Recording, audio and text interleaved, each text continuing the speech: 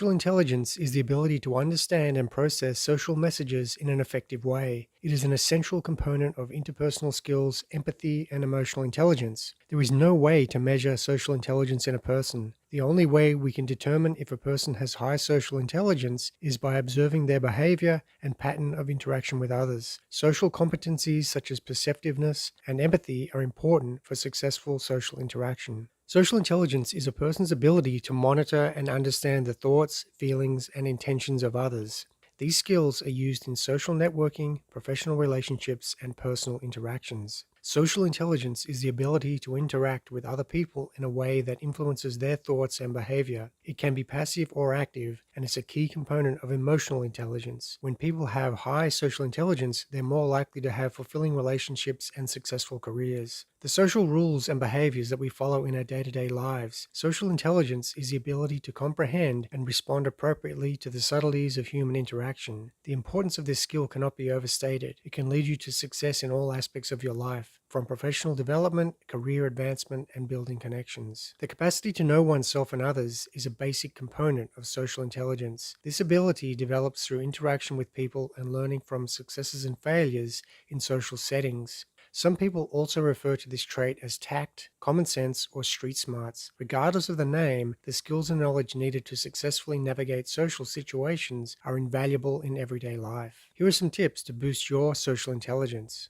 As with other aspects of IQ, knowing when to talk and when to do so is an important aspect of social intelligence. Without it, you may say the wrong thing at the wrong time or fail to show any interest in someone. Even in their interactions with others, people with high social intelligence are always eager to please and listen. The more savvy they are at this, the more they'll find joy in the tasks at hand. As a result, they're a great asset to any company and they'll be more likely to get ahead in the workplace. One of the most basic forms of social intelligence involves effective conversational skills. In order to communicate with others, you need to be aware of the correct tone and words. This is a crucial skill for interacting with different social groups. Another important skill is active listening. This skill is crucial to social intelligence development. It helps prevent conflict and promotes dialogue and personal growth. It also helps you to be a better listener. And the most important thing about being socially intelligent is to learn to read others' signals. Women and men have different levels of social intelligence. An individual who has a high level of social intelligence can build strong relationships and work well with others. A person who has a high level of social IQ can also increase their social intelligence by learning how to read the signs and cues of others. A high quality personality will help him or her communicate with others in a better manner, so it is vital to be socially intelligent.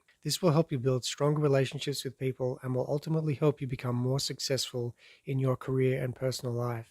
It is important to practice social skills. A person with high levels of social IQ will be able to relate well with people and be able to connect with others in a friendly manner. In addition, a person with high social IQ can be more outgoing and enjoy social interactions with others. Developing a high level of EQ is crucial for success in business. How to develop social intelligence. Perhaps the most well-known source for social intelligence is How to Win Friends and Influence People, a self-help book written by Dale Carnegie, published in 1936. Over 30 million copies have been sold worldwide, making it one of the best-selling books of all time. Even Charles Manson took a class based on how to win friends and influence people whilst in prison. There are four main sections in the book: techniques in handling people, 6 ways to make people like you, win people to your way of thinking, be a leader, how to change people without giving offense or arousing resentment. The most important aspect of social intelligence is self-awareness. Self-awareness involves being aware of different aspects of the self, including traits, behaviors, and feelings. Essentially, it is a psychological state in which oneself becomes the focus of attention. You become attuned to how you are making others feel.